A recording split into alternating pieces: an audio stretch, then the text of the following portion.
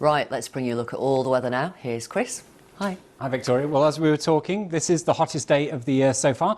Temperatures in the last hour have reached 30 degrees at London's Heathrow Airport and are continuing to climb across East Anglia and South East England, where widely we'll see temperatures into the 30s. I don't know about you, but when I go on holiday for a bit of beach action, more often than not, someone nabs the sun loungers by putting towels on them, but not here in the Jurassic Coast. This is Swanage in Dorset, looking absolutely glorious just an hour or so ago.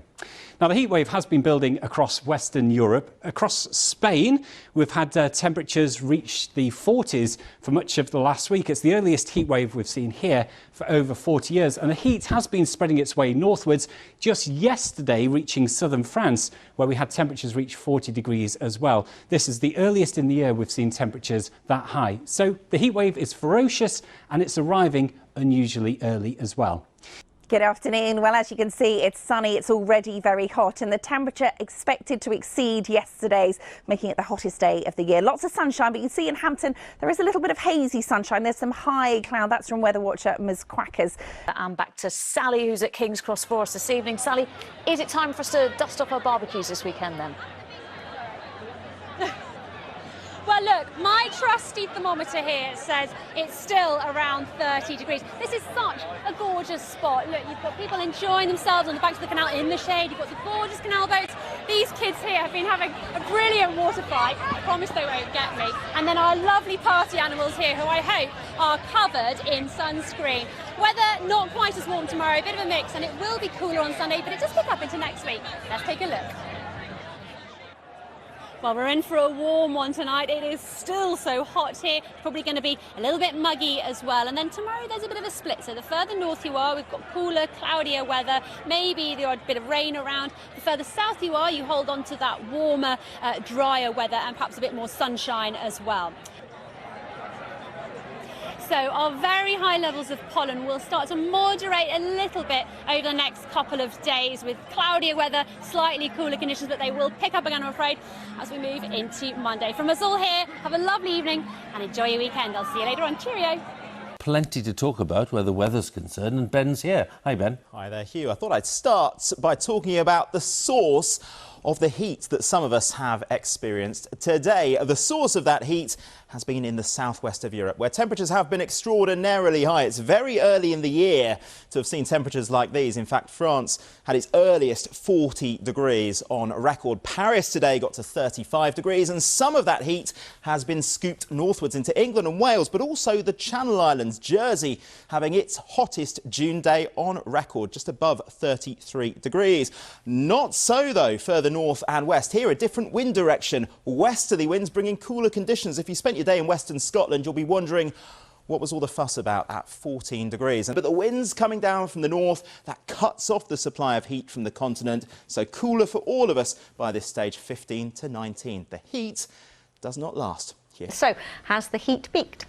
It has peaked, Riz. We've got one more very warm or even hot day tomorrow, but then things will start to change. But today has brought beautiful sunshine, heat as well. Hasn't been too humid either. So actually, for many, it hasn't felt too bad out there. And Kew Gardens topping the table, 32.4 degrees. But Heathrow saw the same temperature. St James's Park in central London, not far behind at all.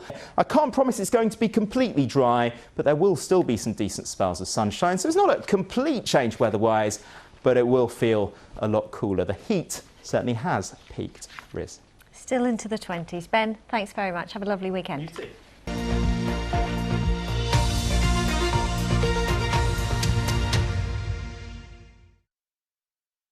Well, the latest on the pollen levels and the rest of the weather forecast, let's return to Lucy, who's stood in Broadstairs for us. Lucy, there's no let-up yet for hay fever sufferers, is there?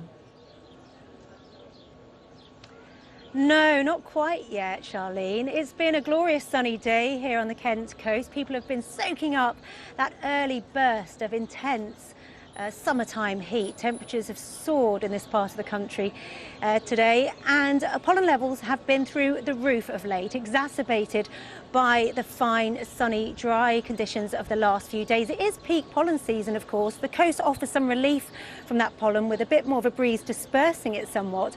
And pollen levels tend to regulate a bit more come the weekend. They moderate across central zones, but essentially they stay very much on the high side in many locations. As the UV levels, another thing to mention with these high temperatures and this searing heat we've had of late, those UV levels have been so high the last few days, they end up moderating and becoming just a little lower across central zones into the weekend with the introduction of cloud and rain. For the rest of us, even with sliding temperatures, those UV levels remain very high because the sun is at its strongest this time of year and still strong enough to burn. Well, it's a glorious evening here on the Kent coast. We've seen temperatures soar across the bulk of England and Wales in the last couple of days. Not record-breaking, but still, the temperatures have been at their highest since August 2020, and we keep a warm evening in many locations. Temperatures set to slide into the weekend, it's all change.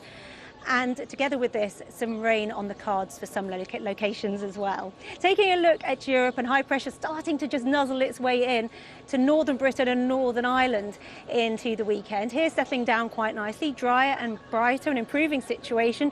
Further south, the system introducing more cloud and rain, some of this thundery as we approach tomorrow evening. Well, given the forecast on Sunday, this is going to be gone in a blink of an eye, so I'm going to make the most of this warm, sunny evening. Oh, please do, please do.